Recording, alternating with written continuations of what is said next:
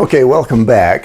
This segment I want to talk about how a remediation is done. And there's a lot of information here to go over, so I'm going to try and fit it all in. Now, what you're going to expect from a remediator, they are going to go in, they should be going in protecting themselves, because you're going to want to see a guy that has a full face mask. His whole body is going to be covered. Full face mask, chemical resistant suit that covers the entire rest of his body. He's going to have gloves on that are chemical resistant, and he's going to have boots on that also are chemical resistant. So there is no part of the chemical that is going to be in contact with his skin.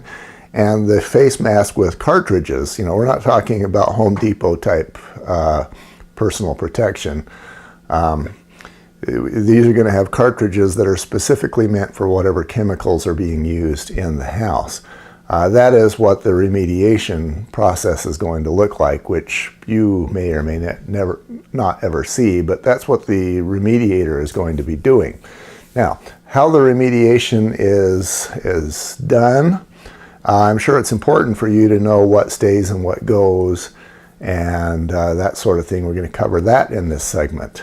So, the bottom line, according to state law, is that if a material is what's called smooth and easily cleanable, those are legal words, smooth and easily cleanable, then it can remain. So, for example, the way that's been interpreted is smooth and easily cleanable would be maybe a desk, a refrigerator, a stove. Subfloor is considered to be smooth and easily cleanable, even though it's neither. Sheetrock is considered to be smooth and easily cleanable. If you've got fans on the ceiling, those are considered, even though you've got, the blades are considered to be smooth and easily cleanable. You want to make sure that your remediator actually gets the dust off the top side of the blade, or that's going to cause drama down the road. Been there, done that. So stuff that is not smooth and easily cleanable, that would be carpet and pad. That just needs to go. Again, Utah County will allow the remediator to actually test the carpet, and if it doesn't come up high or beyond the threshold, they will allow it to stay.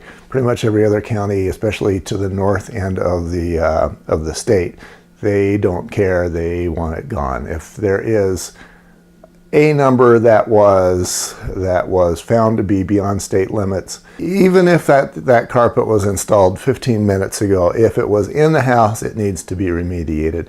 Those health departments do not negotiate. They have their rules. They are the government, and they tell you how it is. You can argue with them. It doesn't matter. They tell you how it is going to happen. So just be aware of that. The carpet and pad, if it's there, it's gone, especially if you're in Salt Lake or the Ogden area, or perhaps even Logan. All right, so the carpet and pad are going. Other stuff, for example, that would go, if you've got an acoustic ceiling tile, that is not smooth and easily cleanable, it will go. Windows can stay. I mentioned cabinets and countertops, and in many cases, if you got basements, you'll have insulation maybe against the walls. That is, of course, not smooth and easily cleanable, and that would be removed.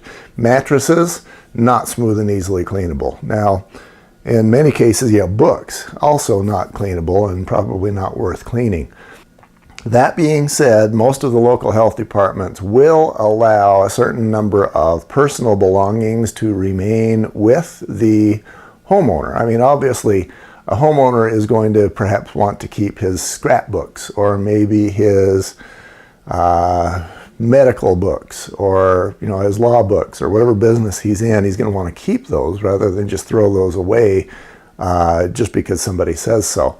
And recognizing that reality, many of the health departments, depending on what mood they're in that day, will allow that, but they will usually require that the occupant, the owner of the books or the materials, sign a document that says, I recognize that this paperwork may be meth contaminated, and I'm holding nobody liable for the after effects of me keeping my meth contaminated stuff.